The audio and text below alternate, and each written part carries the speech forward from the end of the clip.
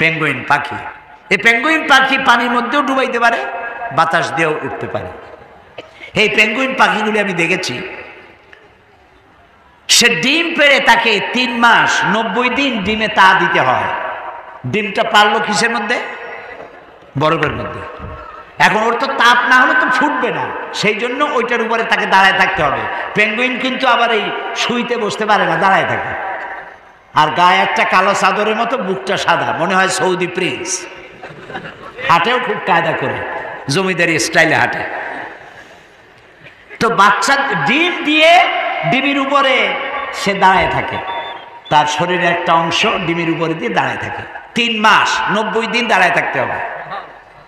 এই 90 দিন সে খাবে কি? ওর স্বামীকে, পুরুষ পেঙ্গুইনকে আল্লাহ এত দয়া দিছেন, ও মাছ ধরে ধরে প্রত্যেক দিন ওর বউরে খাওয়ায়।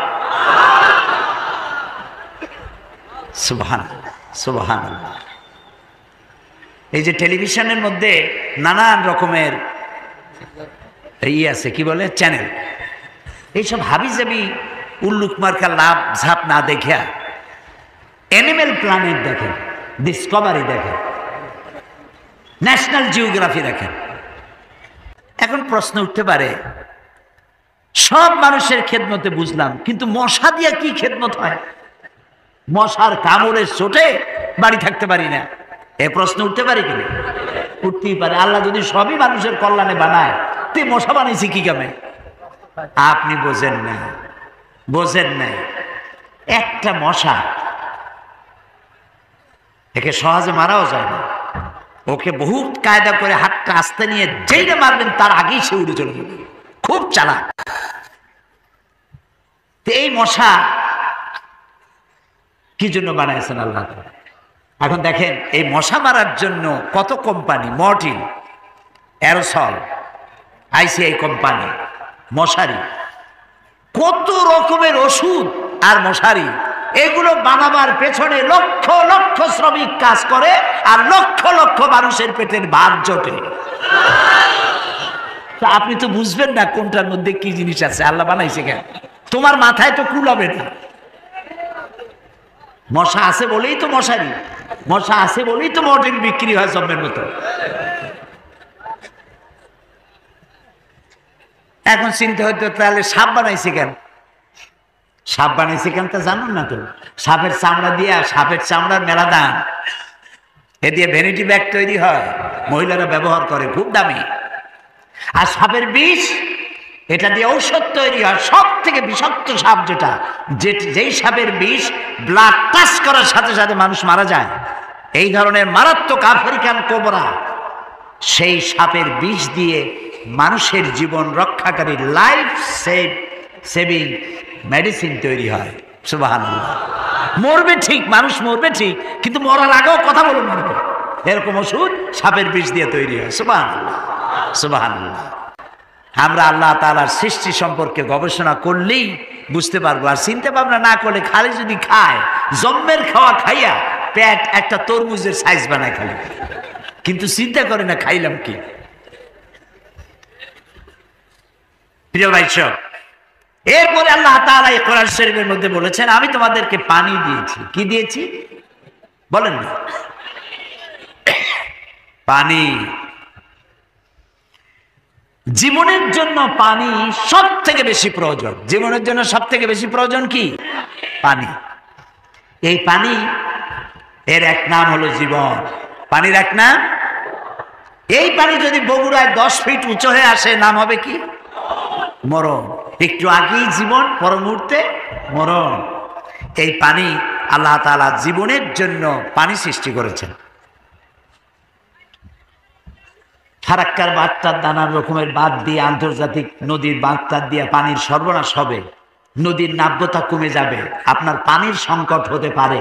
এটা সব থেকে বেশি কে জানে? এই আল্লাহর নামে তো আসছে কোন কেন, কে জানে? ওই আল্লাহ রাব্বুল আলামিন প্রাণী জগতের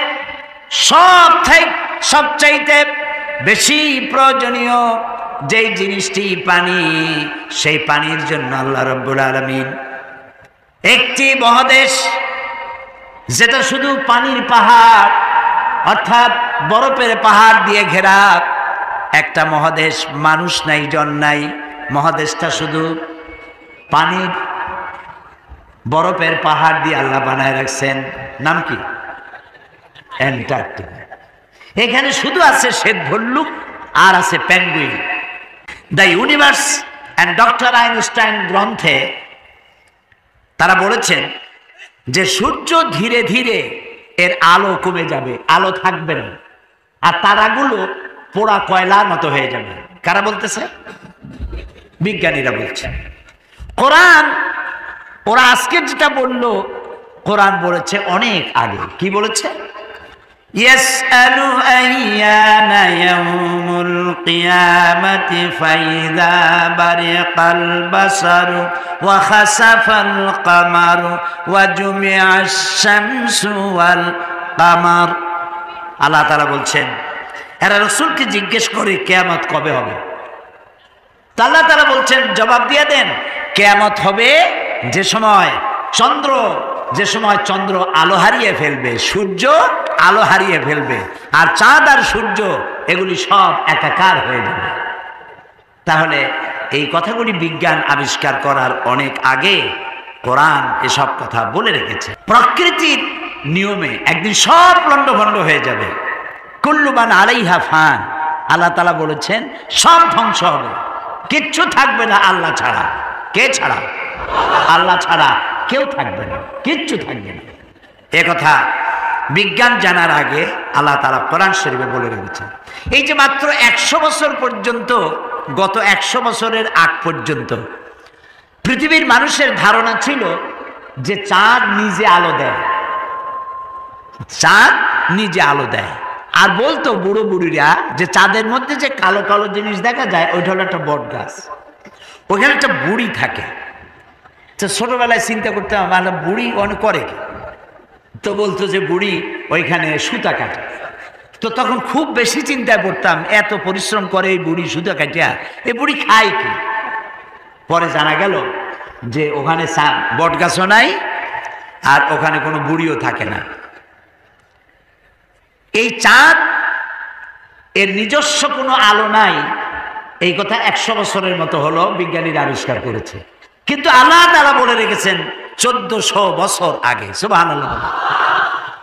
আল্লাহ তাআলা সূর্যকে বলেছেন, খুব লক্ষ্য করুন, সূর্যের আরবি হচ্ছে শামসুন, সেরাজুন, ওয়াহাজুন, দিয়াউন। এগুলি সূর্যকে বলা হয়েছে। এর অর্থ কি? সূর্যকে বলা হয়েছে আলো, আলো উৎপাদনকারী, উত্তাপ সৃষ্টিকারী, আলো বিকিরণকারী, উত্তপ্ত, উজ্জ্বল, প্রজ্জ্বল, আলো বিকিরণকারী, এটা হলো সূর্য। আর চাঁদ সম্পর্কে কি বলছে লক্ষ্য করুন। আলাম তারা কাইফা খালাকাল্লাহু সাবআ সামাওয়াতিন তিবাকা وجعل القمر فيهن نورا وجعل الشمس سراجا। মহাপবিত্র সেই মহান সত্তা আল্লাহ রাব্বুল আলামিন, যিনি 7 আসমান সৃষ্টি করেছেন। ওয়াজআলাল কামারা ফীহিন্না নূরান, আর যিনি চাঁদ সৃষ্টি করে তার মধ্যে আলো দিয়েছেন। ওয়াজআলাশ শামসা সিরাজা, আর সূর্যকে করেছেন উজ্জ্বল আলো সৃষ্টিকারী। দেখুন সূর্যকে বলা হলো শামসুন, উত্তপ্ত আলো, উত্তাপ সৃষ্টি করে যেটা, সেটার নাম শামসুন, সেরাজুন, ওয়াহাজুন, দিয়াউন। আর চাঁদের কথা বলতে কি আল্লাহ তাআলা বলেছেন কামারা মুনিরা। চাঁদের আরবি হলো কামার, আর মুনিরা মানে আলোক প্রাপ্ত। চাঁদের নিজের কোনো আলো নাই, আলো প্রাপ্ত হয়ে সেই আলো সে বিকিরণ করে। এই কথা কোরআন শরীফে আল্লাহ তাআলা 1400 বছর আগে বলে দিয়েছেন। সুবহানাল্লাহ। এরপরে আপনারা দেখুন, এই যে উদ্ভিদ, গাছপালা, গাছ আমাদের জীবনের শত্রু নাকি? গাছ আমাদের কি? গাছ যেখানে পান সমানে কাটেন। মানুষ সমানে গাছ কাটে, কিন্তু যে পরিমাণ কাটে সে পরিমাণ গাছ তারা লাগায় না। এই গাছ সম্পর্কে, গাছ আমাদের যে বন্ধু, গাছটা আল্লাহ রাব্বুল আলামিন আমাদের জন্য নিয়ামত হিসেবে দিয়েছেন। এটার কাজ হচ্ছে কি, আল্লাহ তাআলা বলছেন ওয়াল আরদা বাদা যালিকা দাহাহা আখরাজা মিনহা মাহা ওয়া মারআহা। এই উদ্ভিদগুলো এর থেকে তরুলতা, উদ্ভিদ তরুলতা, এর থেকে বায়ু নির্গত হয় এবং তিনি এই দিয়ে জমিনকে সুন্দর করে প্রতিষ্ঠিত করেছেন। এবং এই গাছপালা তোমাদের জন্য এবং তোমাদের পশুর জন্য, তোমাদের জন্য অত্যন্ত বিরাট সম্পদ। তার মানে মানুষ, আমরা যে বাতাস থেকে অক্সিজেন নেই, যখন আমরা অক্সিজেনটা নিয়ে যখন ছেড়ে দেই, তখন যেটা ছাড়ি ওইটাকে বলা হয় carbon die oxide. Carbon die oxide হচ্ছে বিষ। এই যে আপনারা এখানে হাজার হাজার মানুষ বসে আছেন, আপনারা প্রত্যেকেই বাতাস থেকে অক্সিজেন নিচ্ছেন, আর যেটা ছাড়তেছেন সেটা বিষ। এই বিষটাকে পরিশুদ্ধ করার মতো কোনো ফ্যাক্টরি পৃথিবীর কাছে নাই। আল্লাহ তাআলা গাছ বানাইছেন। গাছের খাদ্য হলো আপনি যেটা ফেলে দেন, নাক দিয়া মুখ দিয়া যেটাকে উদ্গীরণ করেন, ফেলে দেন, নিঃশ্বাস যেটা বের করে দেন, ওটা হলো গাছের খাদ্য। আর প্রতি মুহূর্তে সূর্যের উত্তাপ আর গাছের সবুজ রং দুটিতে মিলে এক প্রকারের রন্ধন ক্রিয়া হয়, আর ওর মধ্য দিয়ে কার্বন ডাই অক্সাইডকে প্রতি মুহূর্তে আল্লাহ রাব্বুল আলামিন অক্সিজেন বানাইয়া গাছের ভিতর থেকে বের করে দেন।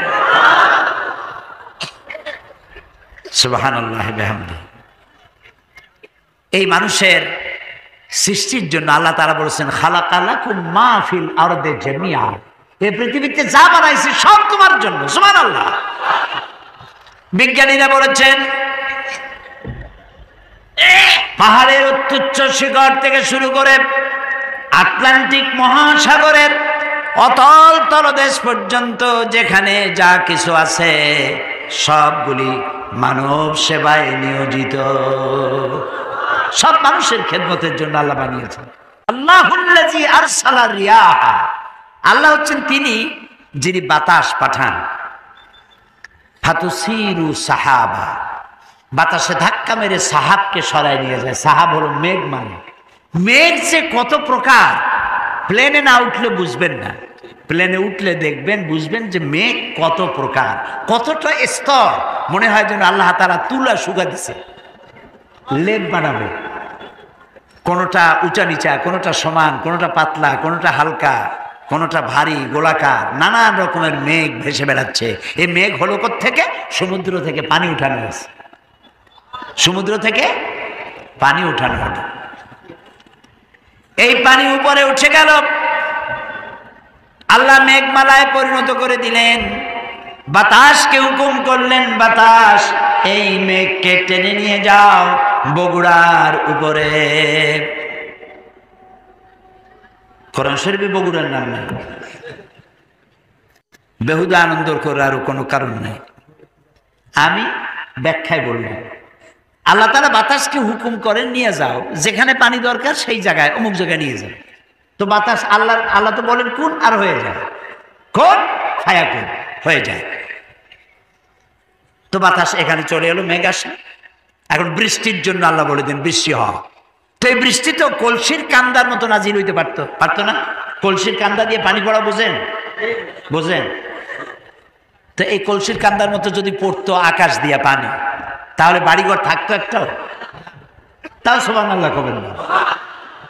আল্লাহ রাব্বুল আলামিন জমিনের প্রয়োজন মিটাচ্ছেন, আবার যেন মানুষের বাড়ি ঘরের গরু বাছুরের ক্ষতি না হয়, সেগুলি যেন বিপদে না পড়ে, কষ্টে না পড়ে, সেজন্য বিন্দু বিন্দু করে, ফোঁটা ফোঁটা করে বৃষ্টির পানি নাজিল করে দিয়ে পৃথিবীর কোথায় শুষ্ক একটা বালি, এক কোনা মাটি পড়ে আছে, তালাশ করে করে সমস্ত মাটিগুলি আল্লাহ রাব্বুল আলামিন সিক্ত করে দেন, ভিজাইয়া দেন।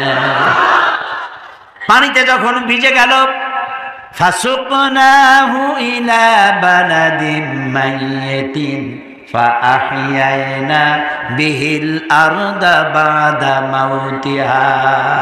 এটা ছিল মরা জমিন, আমি বৃষ্টির পানি দিয়া মরা জমিনটাকে আবার জিন্দা করে দিলাম। সেখানে তুমি বীজ বপন করলে, এখন এই পানিটা কে দিল? সূরা ওয়াকিয়া আল্লাহ তাআলা বলছেন, আফারাইতুমুল মাআল্লাযী তাশরাবুন আআনতুম আনজালতুমুহু মিনাল মুজনি আম নাহনুল মুনজিলুন। যে পানি তুমি পান করো, আকাশ থেকে নাজিল হলো, এই পানিটা কে বর্ষণ করলো? তুমি করছো না আমি করছি?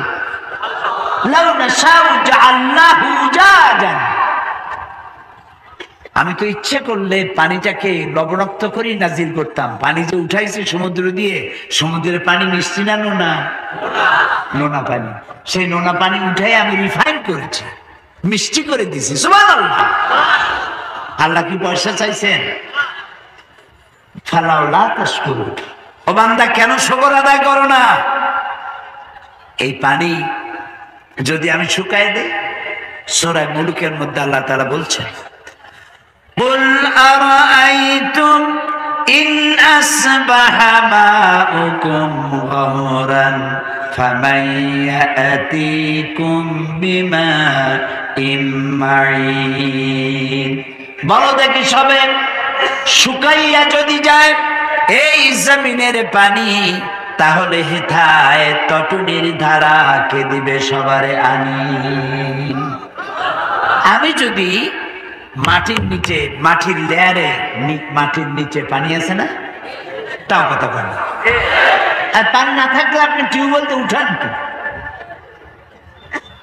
মাটির নিচের পানি, খালের পানি, বিলের পানি সব যদি আমি আল্লাহ শুকায় দেই, তাহলে আমি আল্লাহ ছাড়া এমন কে আছে নতুন করে আবার মরা গাঙ্গে পানির জোয়ার এনে দিতে পারে? আছে কেউ? বলেন সুবহানাল্লাহ, সুবহানাল্লাহ। এভাবে করে আল্লাহ তাআলা পানির ব্যবস্থা করে দিচ্ছেন। সেই আল্লাহ এই পানির চক্রাকারে, এই পানি দিয়ে আল্লাহ তাআলা সব সৃষ্টি করেছেন এবং পানি দিয়ে পৃথিবীর মানুষকে ধন্য করেছেন। আল্লাহ তাআলা বলছেন, দেখো পৃথিবীকে সজ্জিত করেছে, কোন জিনিসকে আমি খালি খালি বানাই না। এই যে ব্যাংকগুলা, ব্যাংক আছে না, এই ব্যাংকগুলো সব চালান দিছে ওই যে অনেক আগে যে সব সরকার ছিল, বাংলাদেশে ব্যাংকগুলি সব পাঠাই দিয়েছে চায়না। ওরা তো ব্যাংক খায়। আমি ব্যাংকক গিয়েছিলাম, মেলবোর্ন ইউনিভার্সিটিতে মাহফিল ছিল। মেলবোর্ন অস্ট্রেলিয়া, যার রাজধানী সিডনি, মেলবোর্ন ইউনিভার্সিটিতে আমার মাহফিল। ব্যাংকক হয়ে যেতে হবে, ব্যাংকক হয়ে ফিরতে হবে থাইল্যান্ডের রাজধানী দিয়ে। তো সেখানে ফেরার পথে আমি 3 দিন সেখানে থাকলাম। দেখলাম ওখানে তো বুদ্ধ ধর্মের লোক বেশি, বৌদ্ধ ধর্মের লোক বেশি। অহিংসা পরম ধর্ম, জীব হত্যা মহাপাপ। যাদের ধর্মীয় নীতি, জীব হত্যা করে তারা জনমের মতো। রাস্তার ধারে আমাদের দেশে যেভাবে বাদাম ভাজে, ওইভাবে রাস্তার ধারে ঘিতে করে, এই কড়াইতে করে ঘি দিয়ে ভাজে। তেলা পোকা, উই পোকা, সার পোকা, উরসুঙ্গা, তারপরে আর কি কি আছে, আরশোলা, আর কি আছে, এই গাছের সাদা সাদা পোকা, এইগুলি ভাজি করে। কড়া ভাজি, হ্যাঁ, ফড়ি, বড় বড় ফড়ি, এইগুলো রাস্তায় দাঁড়ায় দাঁড়িয়ে কিনে কিনে এগুলো জন্মের খাওয়া খায়। আর ব্যাঙের সব তৈরি করে, আস্তে আস্তে ব্যাঙ ব্রিজে করে নিয়ে আসে। 5 স্টার 7 স্টার হোটেল, বড় বড় ব্যাঙ, সেগুলো নিয়ে আসে। ব্যাঙের সব এমন ভাবে বসায় রাখে, মনে হয় লাভ দিয়ে মাথার উপরে পড়বে। এখন এগুলি, এই ব্যাঙ এগুলি পোকামাকড় খাইত, আপনার ফসল রক্ষা হতো, সে ব্যাঙগুলোরই মারি ফেলেছে। পাখিতে পোকামাকড় খায়, পাখিগুলারে মারে। আমাদের দেশে অতিথি পাখি আসে সাইবেরিয়া থেকে। কোথেকে আসে? সাইবেরিয়া থেকে। সাইবেরিয়া কি আপনার ঠনঠনিয়ার মতো কাছে না, অনেক দূর। জি, আবার এখানে আবার একটা ঠেঙ্গা মারা বলে আছে, ওইখানে মানুষ যায় কেমন আল্লাহ জানে। আমাদের বরিশালে আছে গলা চিপা, একজনে জিজ্ঞেস করছে, মিয়া তোমার বাড়ি কই? বাড়ি কোথাকে তাকে দেখাই দেব না মুখে বল? দেখাই দিলে তো ভালো হয়, তো গলা সাইডে ধরছে। গলা সাইডে ধরলেন কি বলবো? আমার বাড়ি হলো গলাচিপা। এখন পাখিগুলি আসে সাইবেরিয়ান দ্বীপপুঞ্জ থেকে, যখন সেখানে স্নো পড়ে, বরফ পড়ে, বরফের জ্বালায় ঠান্ডা টিকতে পারে না, তখন তারা ওড়া আরম্ভ করে। হাজার হাজার নয়, লক্ষ লক্ষ পাখি শূন্য মহাশূন্য দিয়ে উঠতে উঠতে সমুদ্র পাড়ি দেয়, জঙ্গল পাড়ি দেয়, মরুভূমি পাড়ি দেয়, দিয়ে এই বাংলাদেশের সিলেটের সুনামগঞ্জের হাওড়ে এসে নামে। সুবহানাল্লাহ! কে পড়ছি নেই? নাম কি তার? জোরে বলো। ওরা আমাদের মেহমান, আমাদের দেশের লোকেরা মাশাআল্লাহ মেহমান ধরিয়া জম্বের খাওয়া খায়। পাখি, পশু পাখি আল্লাহ তাআলা যেগুলোর হালাল করছে খাবেন, কিন্তু একটু বুঝে শুনে খান। ওরা মেহমান হিসাবে আসছে, সেগুলোরও খাই ফেলাবেন। এটা আপনার প্রাকৃতিক ভারসাম্য, জীববৈচিত্র্য, আপনার ভারসাম্যকে রক্ষা করে। সুবহানাল্লাহ! রাসূলুল্লাহ সাল্লাল্লাহু আলাইহি ওয়াসাল্লাম বলেছেন, যখন তিনি যুদ্ধে যেতেন তখন সাহাবায়ে কেরামদেরকে বলতেন, তিনটা নির্দেশ দিতেন। গাছ কাটবা না। সুবহানাল্লাহ বলবেন? গাছ কাটবা না। আর সেখানে কি গাছ ছিল? খেজুর গাছ। গাছ কাটা মানেই হচ্ছে অর্থনৈতিক ক্ষতিগ্রস্ত করা। গাছ কাটবে না। বৃদ্ধ এবং শিশুদের গায়ে হাত দিবে না। নারী নির্যাতন করবে না। সুবহানাল্লাহ, সুবহানাল্লাহ। তো ন্যাচারাল প্রকৃতির ভারসাম্য রক্ষা করার জন্যই আল্লাহ এগুলি তৈরি করে রেখেছেন। কি সুন্দর! আল্লাহ বলেন, একটু তাকায় দেখো তো। আওয়ালাম ইয়ারাউ ইলা তায়রি ফাওকাহুম সাফাতিন ওয়া ইয়াকবিদনা মা ইউমসিকুহুন্না ইল্লার রহমান। দেখে নাকি তারা পাখিটি কেমন? মেলি দুটি লঘু ডানা, উড়িয়া বেড়ায় শূন্যের পরে, নাহি তার কোনো মানা। আবার সে ডানা গুটাইয়া চলে, কিন্তু পড়ে না তবু। বলো কে বা তারে শূন্যে রেখেছে, ভিন্ন সে এক প্রভু। দেখছেন? ঘুঘু, ঘুঘু, চিল এইভাবে ডানা ধাক্কা দিতে দিতে ওড়ে।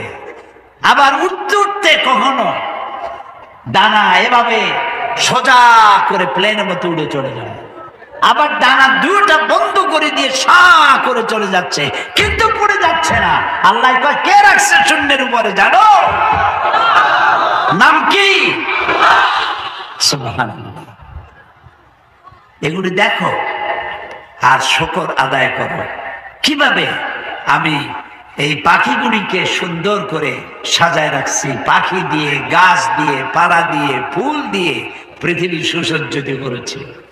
মানুষ ধ্বংসই করে, গড়তে পারে কম। ফুলের গাছ, একজনে ফুলের গাছ উগলাইতে শুরু করছে।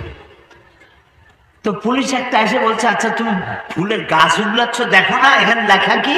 কয়, লেখা তো আছে ফুল ছেড়া নিষেধ, গাছ উগলানো তো আর নিষেধ না। ও গাছের গোড়া শুদ্ধ উগলাই নিয়ে যাচ্ছে। আমাদের চরিত্র, ন্যাশনাল ক্যারেক্টার। পরিবেশ দূষণ করা জাতীয় চরিত্র। সিগারেটে মুখে ধরে টান একটা দিয়া উপরে ফু দিয়ে দেখে যায় কদ্দুর। ও চিন্তা করে না যে কত বড় ক্ষতি হচ্ছে পরিবেশে। যে ব্যক্তি সিগারেট পান করেন তিনি তার জীবনের সাথে শত্রুতা করেন। যিনি সিগারেট পান করেন তিনি তার কলিজার টুকরা সন্তানের সাথে দুশ্মনী করেন। কারণ সিগারেট খেয়েছেন, মুখে যে দুর্গন্ধ, এইটা দিয়ে বাচ্চার মুখে চুমা দিয়েছেন, এই দুর্গন্ধ আপনার বাচ্চার কলিজার টুকরা সন্তানের কচি হার্টে গিয়ে আঘাত করেছে। আপনি এই ছেলের বাপ হওয়ার যোগ্য নন, আপনি এই বাচ্চার দুশমন। আপনার লজ্জা হওয়া উচিত। সিগারেট খাওয়া মুখ দিয়া ফেরেশতার মতো পবিত্র বাচ্চার মুখে চুমা দিচ্ছেন।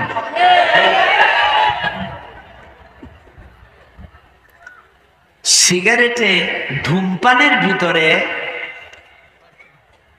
4 পয়সা কোন উপকার আছে বলে পৃথিবীর কোন ডাক্তার বলতে পারবে না।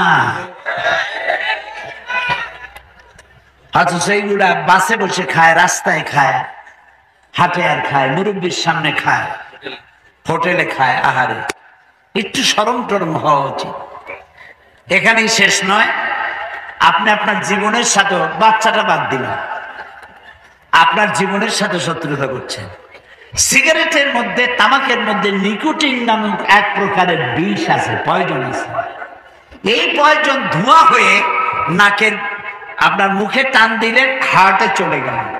পৃথিবীতে প্রতি বছর 30 লক্ষ লোক সিগারেটের নিকোটিন নামক পয়জন দিয়ে ক্যান্সার আক্রান্ত হয়ে মারা যায় যারা, তাদের সংখ্যা 30 লাখের উপরে। আপনি আপনার আত্মহত্যার জন্য দায়ী সিগারেট পান যারা করেন। তো পরিবেশ দূষণ করা এটা কোনো মানুষের কাজ না, পরিবেশকে গড়া, সুন্দর করা মানুষের কাজ। যৌতুক প্রথার প্রবর্তন কখন থেকে শুরু হয়েছে? আমাদের দেশ প্রচলিত যৌতুক প্রথাকে কি ইসলাম সমর্থন করে? যৌতুক প্রথা কবে শুরু হয়েছে এই ইতিহাস আমি ঠিক বলতে পারলাম না, তবে যৌতুক প্রথা ইসলাম আদৌ জায়েজ করেনি। যৌতুক সম্পূর্ণ হারাম। এটা যদি কন্যা পক্ষ ইচ্ছে করে যদি বর পক্ষকে কিছু দেয় তাহলে সেটা একটি হাদিয়া বা উপহার, কিন্তু চেয়ে নেওয়াটাকে যৌতুক বলে, আর এই চেয়ে নেওয়া জায়েজ নেই। আরেকটি প্রশ্ন করেছেন, বাংলাদেশে ওয়াহাবি সুন্নি প্রশ্ন নিয়ে খুবই দলাদলি। ওয়াহাবি ও সুন্নিদের প্রকৃত পরিচয় কি? এটা হচ্ছে মোহাম্মদ বিন আব্দুল ওয়াহাব। তিনি শিরক এবং বেদাতের বিরুদ্ধে যে আন্দোলন করেছিলেন, সেই আন্দোলন বিশ্বব্যাপী একটি গৃহীত আন্দোলন, শিরক এবং বেদাতের বিরুদ্ধে। এটাকে তারা ওয়াহাবি আন্দোলন নাম দিয়েছে ওনার নামে। এটা যদি কেউ গালাগালি হিসাবে বলে তাহলে নিশ্চয়ই অন্যায় হবে। আর সুন্নি বলে যারা দাবি করে আহলে সুন্নতুল জামাত, তো প্রকৃত আহলে সুন্নতুল জামাত যারা, তারা তো শিরক এবং বেদাত করতে পারে না। কিন্তু আহলে সুন্নতুল জামাতের নাম নিয়ে যদি কেউ শিরক এবং বেদাত করে তাহলে তাদেরকে প্রকৃত সুন্নি বলা যায় না। আরেকটি প্রশ্ন করেছেন তিনি, মেয়েরা স্বামী ফেলে বিদেশে এবং স্বামীরা স্ত্রীকে বাড়িতে রেখে বিদেশে কতদিন থাকতে পারে? এইটা হযরতে ওমরে ফারুক রাদিয়াল্লাহু তাআলা আনহু, তিনি একবার রাতের বেলায় ঘুরছিলেন, তো একটা বাড়িতে একটা বউ, একটা যুবতী মেয়ে, বিবাহিতা মেয়ে, তার বিলাপ তিনি শুনতেছিলেন। স্বামীর বিরহ যন্ত্রণায় তিনি কিছু কবিতা বলতেছিলেন। পরে তিনি জানতে পারলেন যে মহিলার স্বামী ফ্রন্টিয়ারে, অর্থাৎ সীমান্ত এলাকায় যুদ্ধরত। হযরত ওমর রাদিয়াল্লাহু তাআলা আনহু তখন সকল সেনাবাহিনীকে অর্ডার দিয়ে দিয়েছিলেন যে তারা যেন 4 মাসের মধ্যেই তাদের পরিবারের কাছে ফিরে আসে। তো যেসব মেয়েরা স্বামী ফেলে বিদেশে থাকে এবং স্বামীরা বিবাহ করে স্ত্রীকে বাড়িতে ফেলে রেখে বিদেশে চলে যায়, 2 বছর, 2.5 বছর, 3 বছরও ফেরে না, এরা স্ত্রীর উপরে নিশ্চয়ই জুলুম করে। এটা করা উচিত নয়। হয় নিয়ে যাওয়া উচিত, আর না নিতে পারলে দেশে থাকা উচিত। এতে অনেক অসুবিধা ঘটে। আমি যখন টেলিভিশনে প্রোগ্রাম করতাম তখন মধ্যপ্রাচ্য থেকে অনেক চিঠি আমার কাছে এসেছে এরকম, যে স্ত্রী অন্যের কাছে চলে গিয়েছে, প্রেম ভালোবাসা করে তাকে আর ধরে রাখা যায়নি, এরকম বহুত দুর্ঘটনা ঘটে। স্বামীরও ঘটে, স্ত্রীরও ঘটে।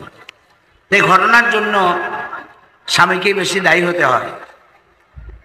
এই জন্য কোথাও গেলে স্বামী স্ত্রী একসাথে যাওয়া উচিত। আর যদি তা সম্ভব না হয় তাহলে ঘন ঘন যাতে ছুটি নিয়ে আসতে পারে সেজন্য চেষ্টা করা উচিত। স্বামী স্ত্রীকে কখন প্রহার করতে পারে? স্বামী স্ত্রীকে প্রহার করতে পারে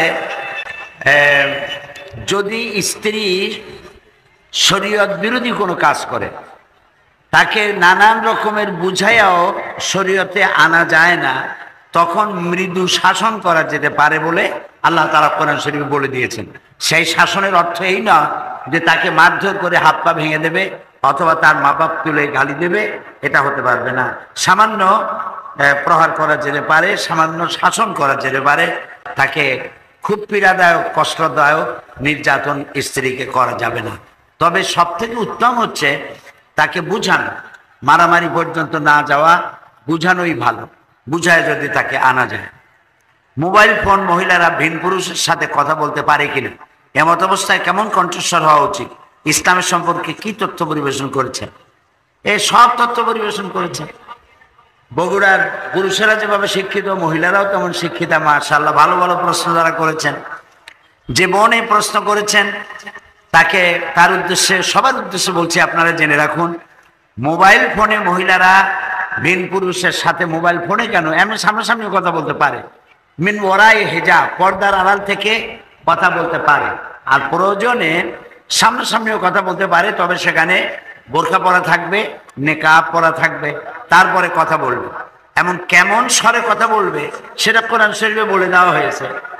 যেমন আপনার টেলিফোন আসলো, মোবাইল আসলো, আপনি মোবাইল যখন এলো তখন আপনি এইভাবে বলেন হ্যালো, তো কণ্ঠস্বরটা ভারী হবে।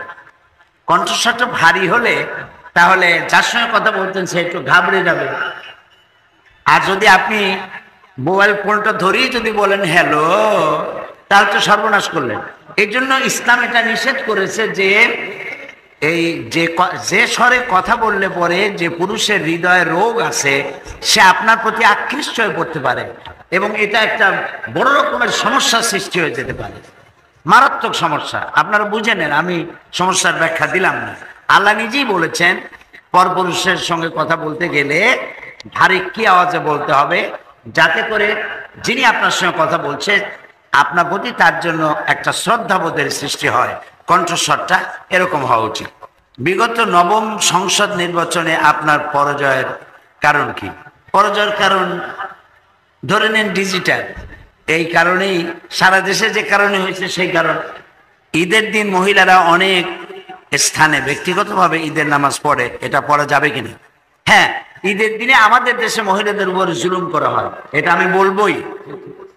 ঈদের দিনে নবী করিম সাল্লাল্লাহু আলাইহি ওয়াসাল্লাম ঈদের দিনে মহিলাদেরকে ডেকে নিয়ে যেতেন ঈদের মাঠে। সামনে পুরুষরা দাঁড়াতেন, পেছনে মহিলারা দাঁড়াতেন। প্রত্যেক ঈদে নবী করিম সাল্লাল্লাহু আলাইহি ওয়াসাল্লাম মহিলাদের ঈদের নামাজের ব্যবস্থা করেছেন, মসজিদে তাদের জায়গা করেছেন। আমাদের দেশে ইসলামের নাম করেই মহিলাদেরকে ইসলাম যেসব অধিকার দিয়েছে সে অধিকার থেকে বঞ্চিত করা হয়। তবে আল্লাহর মেহেরবানি, বাংলাদেশের বহু জায়গায় এখন মহিলাদের ঈদের জামাত শুরু হয়েছে। আমি আশা করি আমাদের বিশিষ্ট ইসলামী চিন্তাবিদ, বীর মুক্তিযোদ্ধা জনাব শাহাবুদ্দিন সাহেব, মৌলানা আলমগীর হোসেন সাহেব, নবনির্বাচিত চেয়ারম্যান অধ্যক্ষ মৌলানা তাইব আলী সাহেব, মৌলানা আবু বকর সাহেব, অন্যান্য ওলামায়ে কেরাম এখানে যারা আছেন, সবাই মিলে মহিলাদের ঈদের কোনো ব্যবস্থা আপনারা করতে পারেন কিনা আপনারা চেষ্টা করবেন ইনশাআল্লাহ। হ্যাঁ, ওনারা বলছেন ইনশাআল্লাহ করবো, আপনারা আলহামদুলিল্লাহ বলতে পারেন। আমি একজন নার্স, আমার চাকরি ক্ষেত্রে আমাকে রুগীর পুরুষ মহিলা গায়ে হাত দিয়ে সেবা ওষুধ খাওয়াতে হয়, এতে কি পাপ হবে? মোটেই পাপ হবে না, এটা আপনার ইবাদত। আপনি একজন পুরুষ ডাক্তার যদি একজন মহিলা রোগীকে গায়ে হাত দিয়ে চিকিৎসা করতে পারে, তাহলে আপনি একজন মহিলা নার্স হয়ে, ডাক্তার হয়ে প্রয়োজনে একটি পুরুষ রোগীকে সেবা শুশ্রূষা কেন করতে পারবেন না? তবে যেখানে হাত দেওয়া দরকার সেখানটাই হাত দিতে হবে, যেটা অপারেশন করা দরকার যে জায়গাটা সেটা করতে হবে। তবে পুরুষের জন্য পুরুষ ডাক্তারকে প্রাধান্য দেওয়া উচিত, মহিলা রোগীকে মহিলা ডাক্তারের প্রাধান্য দেওয়া উচিত। তবে দুর্ভাগ্যক্রমে আমাদের দেশে মহিলা ডাক্তারের চাইতে পুরুষ ডাক্তার বেশি। যে পরিমাণ মহিলা ডাক্তার হওয়া উচিত সেই পরিমাণ মহিলা ডাক্তার নাই। একজন মা যখন ডেলিভারি করবে, একজন পুরুষ ডাক্তারের কাছে ডেলিভারি হতে যাওয়া তার জন্য মরণ যন্ত্রণা সমতুল্য।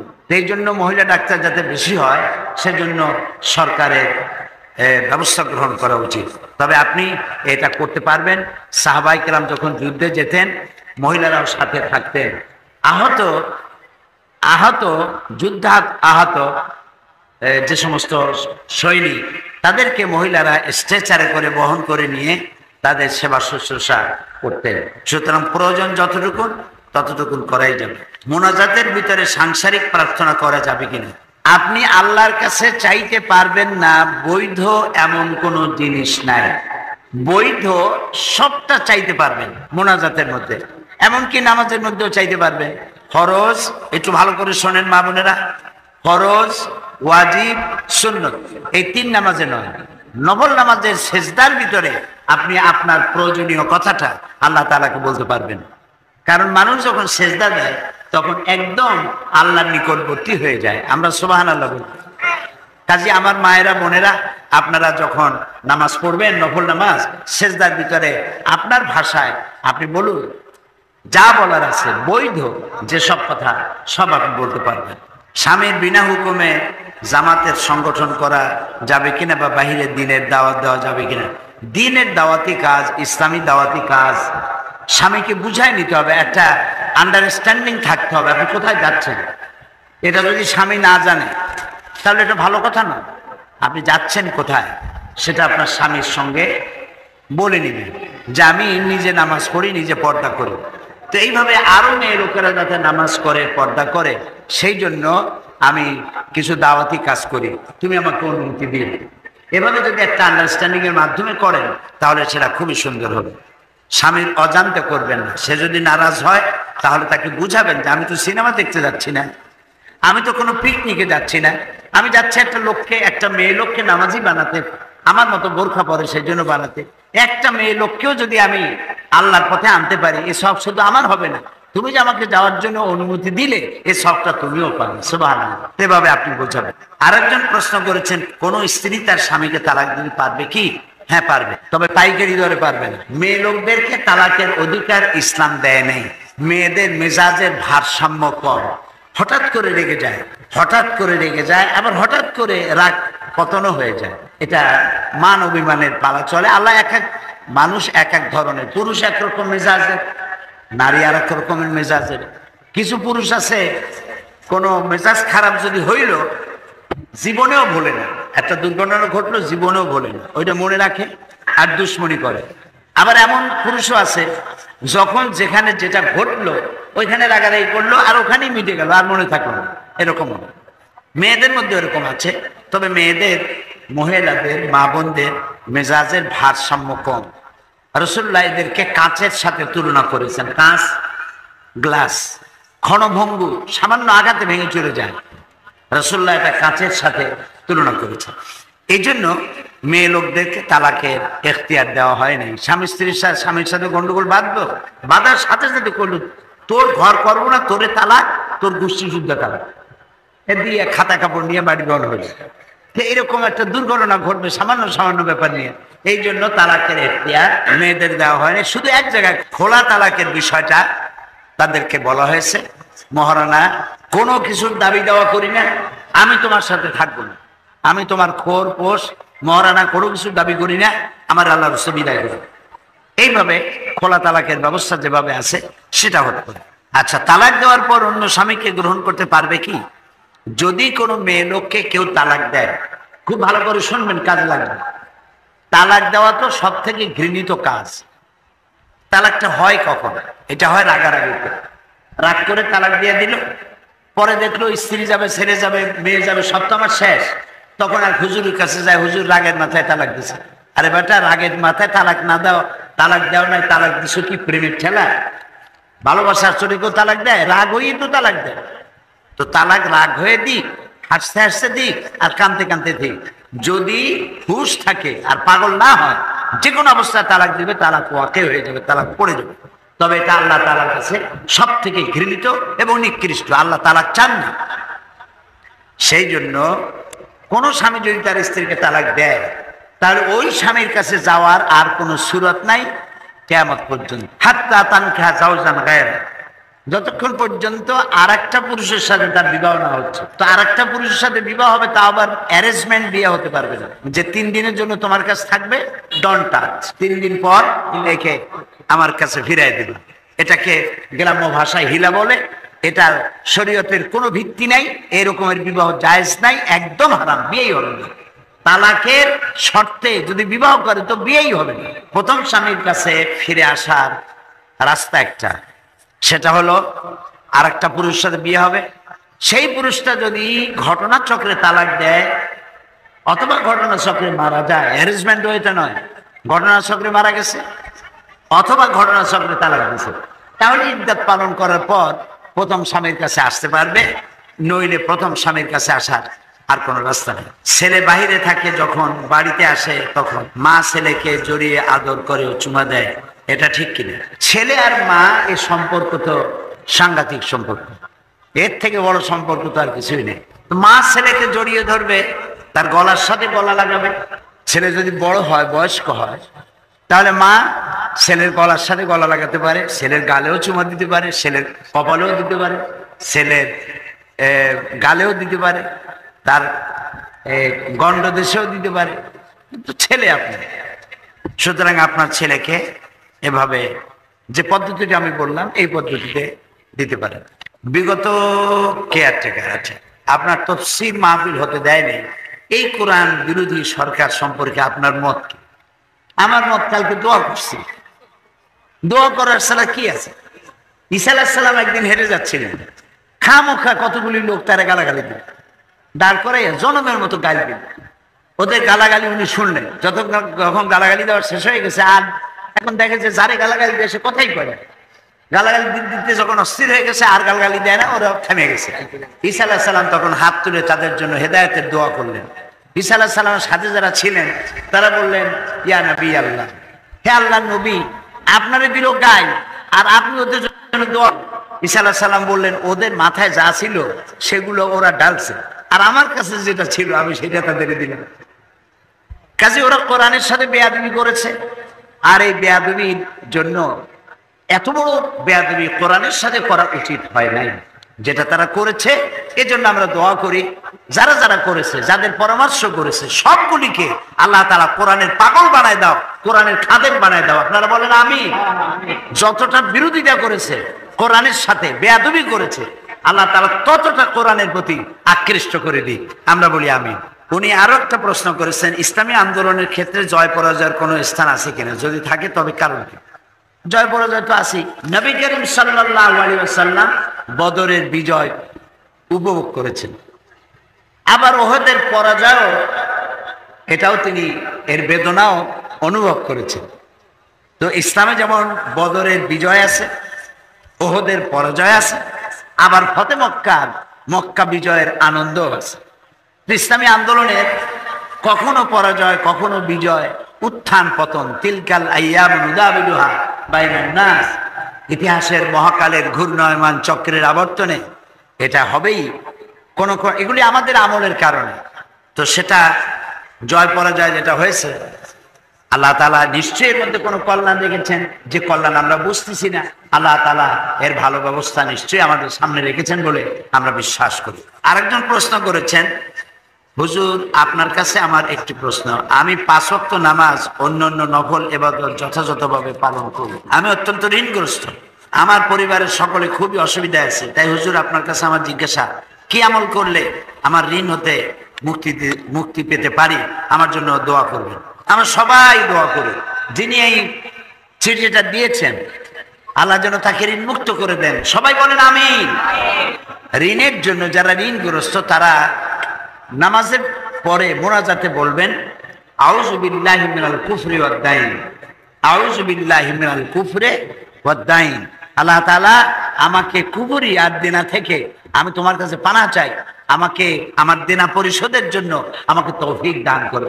এটা বেশি বেশি পড়বেন, আল্লাহ তাআলা আপনাকে ঋণ মুক্ত করে দেবেন। হাসবুনাল্লাহ নি'মাল ওয়াকিল, নি'মাল মাওলা ওয়া নি'মান নাসির, এগুলো মাঝে মধ্যে পড়বেন। আর বলবেন, আল্লাহ এই ঋণ অবস্থায় যেন আমার মৃত্যু না হয়, ঋণ পরিশোধের তৌফিক দিয়ে দাও। আমরা সবাই মিলে দোয়াও করলাম। মাথায় কলব ব্যবহার করা কি? অনেকে বলে মাথায় কলব ব্যবহার করলে নাকি নামাজ হয় না। এই কথাটা ঠিক না। কলব বলতে যদি আপনারা চুল সাদা হয়ে গেছে বা দাড়ি সাদা হয়ে গেছে, এইখানে কালো রং রাসূলুল্লাহ পছন্দ করতেন না। এই ব্যাপারেই বেশি মজবুত দলিল আছে। রাসূল কারীম সাল্লাল্লাহু আলাইহি সাল্লাম কালো রং পছন্দ করতেন না। কিন্তু কালো রং বাদে মেহেন্দি লাগানো অথবা অন্য কোনো রং লাগানো, এটা নবী করিম সাল্লাল্লাহু আলাইহি সাল্লাম নিষেধ করেন নাই। তা আপনার চুল যদি সাদা হয়ে যে থাকে, তাহলে আপনি কালোটা বাদ দিয়ে মেহেন্দি ব্যবহার করতে পারেন। আর মহিলারা মেহেন্দি রং তো মেয়েদের জন্য, সুঘ্রাণ পুরুষের জন্য। যত সুঘ্রাণ সব পুরুষের জন্য। মেয়েরা ঘরে সুঘ্রাণ ব্যবহার করতে পারে। রাসূলুল্লাহ বলেছেন, সুঘ্রাণ ব্যবহার করে মেয়ে লোক যদি বাইরে যায়, রাস্তায় যায়, তো আল্লাহর ফেরেশতারা তাদের উপরে লানত করে। আল্লাহ লানত করে, আল্লাহ রাসূল লানত করে। এই জন্য পুরুষের জন্য সুঘ্রাণ, মেয়েদের জন্য রং। যত রং আছে আপনি হাতে লাগান, পায়ে লাগান, কোনো সমস্যা নেই। তবে এমন রং লাগাবেন না যেগুলি আবার খুব বিশ্রী হয়ে যায়। আবার নামাজের সময় যদি আপনার, যেমন নেইল পলিশ, এটাও মনে রাখবেন। নেইল পলিশ অথবা লিপস্টিক যদি এটা মোটা হয়, পুরু হয়, তাহলে এটা রিমুভার দিয়ে তুলে ফেলতে হবে, তা নাহলে উজু গোসল কোনোটাই হবে না। আর যদি এটা পাতলা হয়, যেমন মেহেন্দি লাগালে পরে মেহেন্দি, এটা এর কোনো থিকনেস নাই, এটা শুধু একটা কালার হয়। কাজে এটা হাতে পড়লে, মাথায় লাগালে এর দ্বারা আপনার উজু গোসলে কোনো বার্তায় ঘটবে না। কাজা রোজা বাকি রোজা একই সঙ্গে হয় কিনা? হ্যাঁ, হবে। একই সঙ্গে আপনি প্রথমে ফরজ রোজাগুলি আদায় করে নেবেন, তারপরে বাকি যা আছে সেগুলি ফরজ রোজার পরে আপনি আদায় করে নেবেন। কোন আমল করি রাসূলুল্লাহ সাল্লাল্লাহু আলাইহি ওয়াসাল্লামের সঙ্গে দেখা হয়? নবী করিম সাল্লাল্লাহু আলাইহি ওয়াসাল্লামের সঙ্গে স্বপ্নে দেখা, দরুদ শরীফ বেশি বেশি পড়বে। যেই দরুদটা নামাজে পড়ি ওই দরুদটা বেশি বেশি পড়বে। স্বামী আমার বাড়িতে থাকে, কিন্তু আমি তার সাথে ঘরে থাকি না, কারণ সে নামাজ পড়ে না, এটা আপনার অধিকার নেই। স্বামী আপনার বাড়িতে থাকে, কিন্তু আপনি বিছানা আলাদা করে ফেলেছেন, এটার অধিকার নেই। আপনার উচিত হবে, স্বামী নামাজ পড়ে না, তাকে নামাজি বানানোটাই তো আপনার কৃতিত্ব। আপনি বিছানা আলাদা করলে এই স্বামী তো আর একটা বউ আনবে, তখন তো আপনার বিপদ হয়েছে। তো এরকম জানিয়ে বুঝে আপনি এই বিপদে ভালাবেন, নিজে বিপদে ভালাবেন। কাজে আপনার স্বামী যে নামাজ পড়ে না, সেজন্য তাকে অনুরোধ করুন, তাকে বুঝান যে তুমি কিন্তু জাহান্নামের দিকে যাচ্ছ, এই জাহান্নাম থেকে বাঁচার জন্য নামাজ পড়ো, আল্লাহর সেজদা দাও, এটা ভালো করে বুঝাও। গোবর নাড়ার পর হাতে সাবান দিয়ে নামাজ হবে নাকি? গোবর হাতে নাড়ার পর হাত সাবান দিয়ে ধুয়ে আপনি নামাজ পড়ে ক্ষতি নেই। বাবা যদি সম্পত্তি না বন্টন করে মারা যায়, সেই সম্পত্তি যদি ছেলেরা বন্ধের না দেয়, তাহলে তাদের জন্য কি? এখন বাবা যদি সময় পায় নাই ভাগ করে দিতে, এই অবস্থায় মারা গেছে, উনি মাপ পাবেন। আর যদি ইচ্ছে করে বাদ দিয়ে থাকেন, ভাগ করে দিয়ে না যেয়ে থাকেন, ইচ্ছে করে ভাগটা করেন না, তাহলে ওনাকে দায়ী হতে হবে। এখন ওনার ইচ্ছা ছিল কি না ছিল, উনি মরে গেছেন, আমরা তো জানি না, দায়িত্বটা ভাইয়ের। ভাই যদি বোনের সম্পত্তি, তার যা পাওনা, এটা যদি না দেয়, কিয়ামতের দিন ভাইকে আল্লাহর দরবারে আসামির কাঠগড়ায় দাঁড়াতে হবে। এক মাতব্বর বিচার করতেছে, লোকেরা কয় মাতবার সাহেব বিচার করতেছে না, আপনার বউ তো গাঙ্গে পড়ে গেছে গোসল করতে গিয়া। কি সর্বনাশ! তা আগে কওনাই কেন? দৌড়ে চলে গেছে নদীর ধারে, নদীতে ভাটির পানি যাচ্ছে এই দিক। চেয়ারম্যান সাহেব বললো যে কোন জায়গায় পড়ছে? কয় পড়ছে এই জায়গা দিয়া, ভাটির পানি যাচ্ছে এই দিক। চেয়ারম্যান দৌড় দিয়েছে উল্টা। লোকেরা কয় চেয়ারম্যান সাহেব উল্টা যান কেন? ভাটির পানি তো এই দিক, আপনার বউ তো এই দিক বাইসাতে গেছে। কয় বুঝবে না, এটা হলো ইন্টারনাল অ্যাফেয়ার্স, বুঝবা না। এই বউ চিরকাল আমার উল্টা ছিল। আমি যদি কই দিন, সে কই তো রায়। আমি বলতাম তারা উঠছে, সে কয় সূর্য উঠছে। আমি যদি বলতাম 300, সে কই তো 900। সারা জীবন আমার উল্টা চলছে। এই উল্টা বউ যে আজকে ভাটিতে যাবে, উজানে যাবে না, তা বিশ্বাস করিনি, উজানেই গেছে। এইরকম সম্পর্ক হলে এই স্বামী স্ত্রীর মধ্যে কোনো মহব্বত নাই, সংসারটা জাহান্নামের তুল্য হয়ে যাবে, ঠিক কিনা? স্বামী স্ত্রীর ভিতরে মিল মহব্বত হতে হবে, একে অপরের অধিকার সম্পর্কে জাগ্রত হতে হবে, স্ত্রীকে সম্মান করতে হবে, ভালোবাসতে হবে। সেই সংসারের ভিতরে আল্লাহর রহমত নাজিল হবে। বলুন আলহামদুলিল্লাহ। অধিকার সমান, কিন্তু মর্যাদার দিক থেকে স্বামীর মর্যাদা বেশি। মর্যাদা কার বেশি? তিরমিজি শরীফের হাদিস শুনুন। রাসূলুল্লাহ একদিন এক পাহাড়িয়া এলাকা থেকে যেতেছিলেন। পাহাড়ের ভিতর থেকে এক পাহাড়িয়া উট এসে রাসূলুল্লাহ পাও মোবারকের উপরে চুমো খেলো, যেন সেজদাই দিল। সাহাবীরা বললেন, ইয়া রাসূলুল্লাহ, উটের কত বড় ভাগ্য, উট আপনার পায়ে চুমা দিল, সেজদা দিল। আপনি যদি আমাদেরকে অনুমতি দিতেন, আপনার পায়ে চুমা দিতাম, সেজদা দিতাম। রাসূলুল্লাহ বললেন, না, মানুষকে মানুষ সেজদা দিতে পারবে না। যদি মানুষ মানুষকে সেজদা দেওয়া জায়েজ হতো, আমি তাহলে পৃথিবীর সমস্ত স্ত্রীদেরকে বলতাম তারা যেন তার স্বামীকে সেজদা দেয়। অধিকার সমান, কিন্তু স্বামীর মর্যাদা বেশি। মর্যাদা কার বেশি? রাসূলুল্লাহ বলেছেন, কোন স্ত্রী যদি এই অবস্থায় মারা যায় যে তার স্বামী তার উপরে খুশি ছিল, রাজি ছিল, আল্লাহ রাব্বুল আলামিন ওই মেয়ে লোকটাকে জান্নাত দান করে দিবেন। এই যে গল্পের বই, নাটক মানুষেরা কেনে, নোবেল নাটক জনমের কেনা কেনে। সেদিন পত্রিকায় দেখলাম, ওই যে 21শে বইমেলা ছিল না, পত্রিকায় দেখলাম একটা বই নাকি খুব বেস্ট সেলার, জনমের মতো বিক্রি হয়েছে। কি বইয়ের নাম দেখলাম? উষ্টামারি প্রেমের কপালে। আমি বুঝি না এই উষ্টা কি, জানি না। উষ্টামারি প্রেমের কপালে। বইয়ের লেখক জনক শেখা খাওয়া প্রেমিক। এটা কি আল্লাহ? আচ্ছা, এই নোবেল নাটক পড়িয়া, এই যে নোবেল নাটক উপন্যাস পড়িয়া এর মধ্যে পাবেন কি? এর মধ্যে পাবেন কি? পাবেন এই জমিদারের মেয়ের সাথে ড্রাইভারের ছেলের প্রেম হলো, তারপরে দুজনে মোবাইলে SMS করলো, এরপর সংসদ ভবনের সাথে দেখা হলো, তারপরে বেলি রোডের ফুটপথে বসলো, তারপরে কি হইল, তারপরে কি হইল, তারপরে গল্প শেষ হইল। আচ্ছা, এছাড়া আর কিছু আছে? বলেন, আর কিছু আছে? এইগুলো পড়ে লাভটা কি? সময় নষ্ট করে লাভ কি? এইসব গল্পের বই পড়ে লাভ কি? এই বইয়ের মেসেজ কি? প্রেম, ভালোবাসা, আদর্শ বৃত্তি ছাড়া লাভ কি? লাভ হলো সেই সব বই পড়ায় যার মধ্যে আমার চরিত্র গঠন হয়। এক একটা হাদিস, রাসূলুল্লাহর এক একটা হাদিস যদি এক পাল্লায় রাখা হয় আর সারা পৃথিবী যদি আর এক পাল্লায় রাখা হয়, সমান হবে না। আমার মায়ের ভাষা কি? আমার ভাষা কি? আল্লাহর রহমত, আমার মায়ের ভাষা বাংলা ভাষা, আলহামদুলিল্লাহ। ভাষার স্রষ্টা কে? আল্লাহ তাআলা। আমার মায়ের ভাষা বাংলা ভাষায় হাদিসগুলি অনুবাদ হয়েছে। ইসলামী ফাউন্ডেশনের বিরাট অবদান। বড় বড় হাদিসগুলি তারা অনুবাদ করেছেন, বড় বড় তাফসীরগুলি অনুবাদ করেছেন। তাফসীর ইবনে কাসির অনুবাদ হয়েছে, তাফসীর আর কি অনুবাদ করেছেন আপনারা? তাবারি অনুবাদ হয়েছে, বাইজাবি অনুবাদ হয়েছে, হাদিসের বইগুলি অনুবাদ হয়েছে, শামাইলে তিরমিজি হয়েছে, বুখারী হয়েছে, আবু দাউদ হয়েছে, মুসলিম হয়েছে, মিশকাত শরীফ হয়েছে। সকলের দাবি হাদিসগুলি তাফসীর ইবনে কাসির সহ এই তাফসীরগুলি আবার ছাপতে হবে। তারপরে যাকাতের মসলা নিয়ে আপনাদের অনেক ঝামেলা। যাকাত খুব কঠিন মাসলা, কঠিন মাসলা না, যে কোনো মৌলবী সাহেব দিতে পারবে না।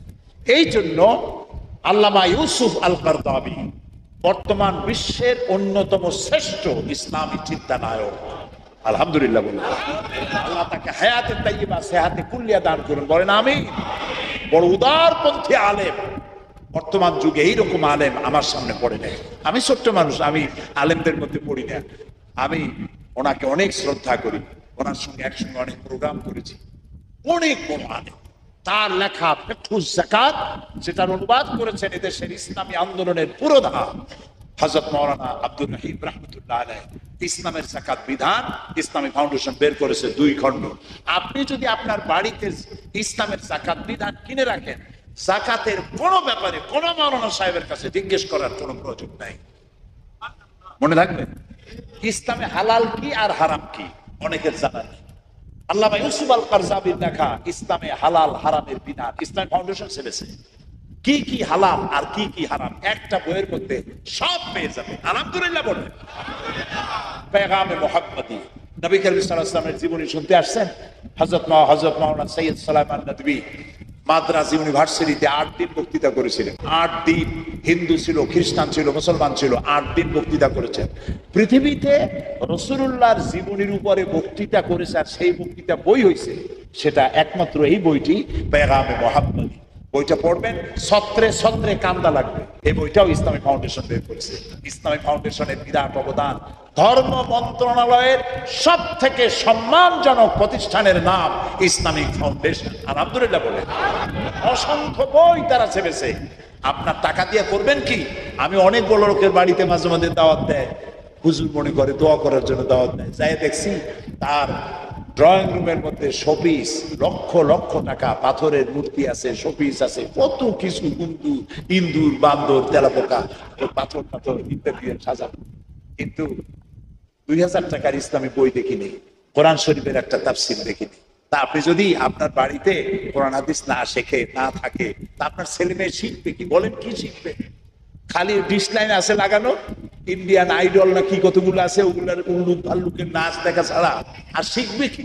সারাদিন গান আর নাচ। আপনার পরিবার তো মানুষ হবে না, আপনাকে দায়ী হয়ে যেতে হবে। কুল্লুকুম রায়েন ওয়া কুল্লুকুম মাসউলুন আন রায়াতিহি। রাসূলুল্লাহ বলেছেন, প্রত্যেকেই তার অধীনস্থ ব্যক্তি সম্পর্কে আল্লাহর কাছে তাকে জবাবদিহি করতে হবে। আপনাকেও, আপনার স্ত্রী, আপনার সন্তান, আপনার মেয়ে, আপনার ছেলে, আপনার নাতি, যারা আপনার অধীনস্থ, তাদের সম্পর্কে কিয়ামতে জবাবদিহি করতে হবে। তাদেরকে নামাজের কথা বলেছেন কিনা, পর্দার কথা বলেছেন কিনা, ইসলাম শিখাইছেন কিনা, কালচার, ইসলামী কালচার তাদেরকে শিখাইছেন কিনা। এখন তো কালচারও নেই। এখন কালচার কি? মা তার ছেলেকে বিদায় দিচ্ছে, ছেলে বা মেয়ে স্কুলে যাচ্ছে, ছেলে যাওয়ার সময় বলতেছে টাটা, মা বলতেছে বাই বাই। উপস্থিত দর্শক বলতে পারে যাই যাই। কথা হইল? বাচ্চা বিদায় দিবেন, বাচ্চাকে শিখাই দিবেন যাওয়ার সময় তুমি আমাকে সালাম দিবা, আসসালামু আলাইকুম। আর মা দরজার কাছে দাঁড়ায় বলবে ফি আমানিল্লাহ। আমার কলিজার টুকরা মা, বাচ্চা কলেজে যাচ্ছ, আমার কলিজার টুকরা বাবা, ছেলে তুমি স্কুলে যাচ্ছ, তোমাকে আমি আমার আল্লাহর হাতে সুপর্দ করে দিলাম। এটা আমার কালচার, এটা আমার কৃষ্টি। টাটা বাই বাই আমার কৃষ্টি নয়, কালচার নয়। শুভ প্রভাত, শুভ রাত্রি আমার কালচার নয়। বাংলাদেশের টেলিভিশনে, রেডিওতে বা অন্য কোন অনুষ্ঠানে শুভরাত্রি, শুভ সন্ধ্যা, এগুলি মুসলমানের কালচার নয়। আমার কালচার হচ্ছে আল্লাহ হাফেজ, বিদায়ের সময় আল্লাহ হাফেজ, সুবহানাল্লাহ, কি সুন্দর কথা, আসসালামু আলাইকুম। আমার ইসলাম, এটার নাম ইসলাম। ইসলাম মানে শান্তি। ইসলাম এসেছে সিলমুত থেকে, শান্তি। আর আল্লাহর এক নাম সালাম। আল্লাহর এক নাম কি? ৯৯টা নামের মধ্যে একটা নাম সালাম। তিনি শান্তি, ইসলাম শান্তি। আর মুসলমান হলো যারা শান্তির পথে চলে, তারাই হলো আল মুসলিমু মান সালিমাল মুসলিমুনা বিলিসানিহি ওয়া ইয়াদিহি। মুসলমান তো সেই ব্যক্তি যে ব্যক্তির মুখ দিয়া আর হাত দিয়া কেউ কষ্ট পায় না, তার নাম মুসলমান। জোরে বলেন, তার নাম কি? খালি সালাম দেবেন, আফসুস সালাম। রাসূলুল্লাহ বলেছেন সালামের প্রচলন করো, দেখা হইলেই সালাম দাও। এই খুঁটির এপাশে দেখা হয়েছিল আসসালামু আলাইকুম, খুঁটির থেকে আবার এপাশে আসছেন, আবার কোন আসসালামু আলাইকুম। পারবেন? হযরত আব্দুল্লাহ ইবনে ওমর রাদিয়াল্লাহু তাআলা আনহুমা কোন কোন বাজারে যাইতেন। একজন সাহাবী জিজ্ঞেস করলেন, হুজুর আপনি জানেন না যে রাসূলুল্লাহ বলেছেন দুনিয়ার মধ্যে উৎকৃষ্ট জায়গা মসজিদ আর নিকৃষ্ট জায়গা কোনটা? আপনি এত কোন কোন বাজারে আসেন কেন? আপনি হাদিস জানেন না? তিনি বলেন হ্যাঁ জানি। তারপর আসেন কেন? কই যে আমি আসি ভিন্ন কারণে। এখানে আসলে খালি মানুষের সাথে দেখা হয় আর আমি খালি সালাম দিতে থাকি। আফসুস সালাম ওয়া আতইমুত তাআম। সুবহানাল্লাহ। রাসূলুল্লাহ বলেছেন সালামের প্রচলন করো আর মানুষের দাওয়াত দিয়ে খাওয়াও। খালি নিজে জম্মের মতো খাইও না, অন্যদের একটু দাওয়াত দিয়ে খাওয়াইতে হয়। খাওয়াইলে মহব্বত বাড়ে। ওয়াসাল্লু ওয়ান নাসু নিয়াম। আর ওই সময় নামাজ পড়ো যখন মানুষেরা ঘুমায় থাকে। তাদখুলুল জান্নাতা বিসসালাম। এই তিনটা কাজ করবা, আল্লাহ তাআলা জান্নাতে প্রবেশ করবা। সালামের প্রচার করুন। সালাম সালাম, আসসালামু আলাইকুম। কি এর গুড মর্নিং, কিসের শুভরাত্রি? এটা কোনো মুসলমানের কথা নয়। সালাম দিন। আচ্ছা, শুভরাত্রির সাথে সায়েন্টিফিক কি আছে? সালামের সাথে সায়েন্টিফিক, দার্শনিক সাযুজ্য আছে, মিল আছে, কম্বিনেশন আছে। সকালবেলায় ধরুন, সকালবেলায় 280 মাইল স্পিডে ঝোড়ো হাওয়া প্রবাহিত হচ্ছে, টিন উড়ে যাচ্ছে পাতার মতো, বাড়িঘর ভাঙতেছে খেলাঘরের মতো, মানুষ ছুটছে আর ছুটছে, গাছ ভাঙছে আর পড়ছে, লঞ্চ ডুবতেছে।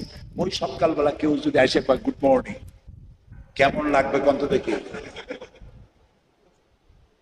রাতের বেলায় কলিজার টুকরা সন্তান মারা গেছে বা মা মারা গেছে, ওই সময় যদি কেউ যায় কয় শুভরাত্রি, তার থালাইতে পারে থাপ্পড় মেরে, বেটা আমার মা মরছে আজকে রাতের, এরকম ব্যাড নাইট তো আমার জীবনেও আসে নাই, আর তুমি কও শুভরাত্রি।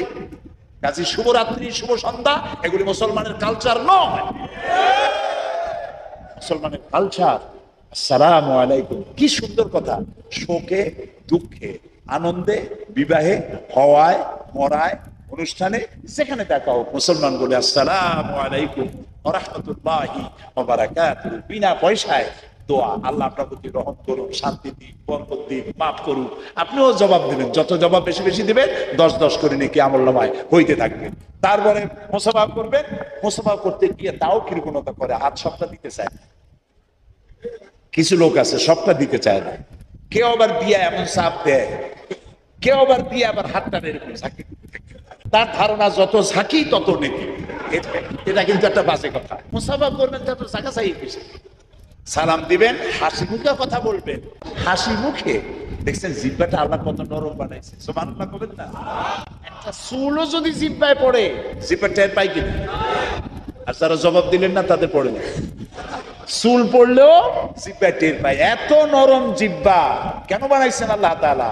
ওয়াকুলু লিন্নাসি হুসনা, মানুষের সাথে সুন্দর করে কথা কও।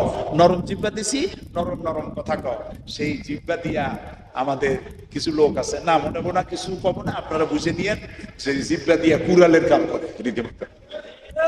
কুড়াল দিয়ে আঘাত দিলে যেমন গাছ কাটে, তাদের কথার আঘাতে কলজা ভাইয়া সৌসিল হয়ে যায়। রাসূলুল্লাহ বলেছেন মানুষের সাথে মিষ্টি করে কথা কই, হাসি মুখে কথা বলো। রাসূলুল্লাহ বলেছেন হাসি মুখে কথা বললে সদকা দেওয়ার মতো সমান সওয়াব হয়। তো সদকা কি মুরগি দিয়ে দেওয়া যায়? কমসে কম 1 বছর একটা ছাগল দাম হবে কত? 1000 টাকা মিনিমাম 1000 টাকা। 1000 টাকা খরচ করে একটি ছাগল জবাই দিয়া সদকা করলে যে সওয়াব, একজন মানুষের সাথে হাসি মুখে কথা বলায় সেই সওয়াব।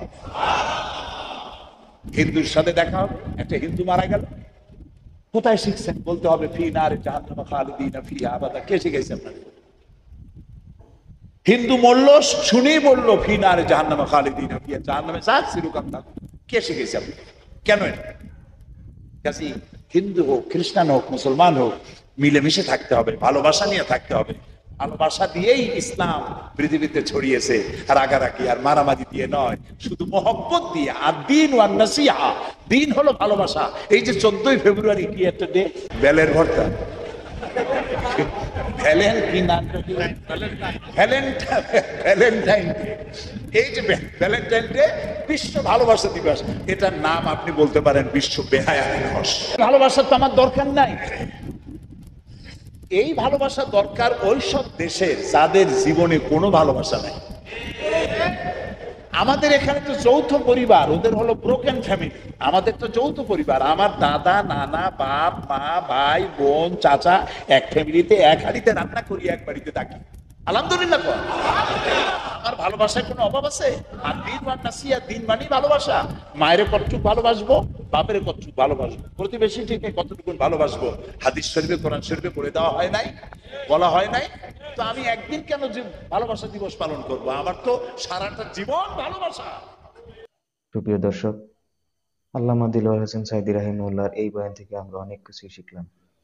আল্লাহ তাআলা আমাদের সবাইকে এই বাণীগুলো অনুযায়ী চলার তৌফিক দান করুন। এই পর্যন্তই আজকের প্রতিক্রিয়া। ভিডিও ভালো লাগলে লাইক, শেয়ার এবং সাবস্ক্রাইব করতে ভুলবেন না। দেখা হবে পরবর্তী ভিডিওতে ইনশাআল্লাহ। আসসালামু আলাইকুম ওয়া রাহমাতুল্লাহ।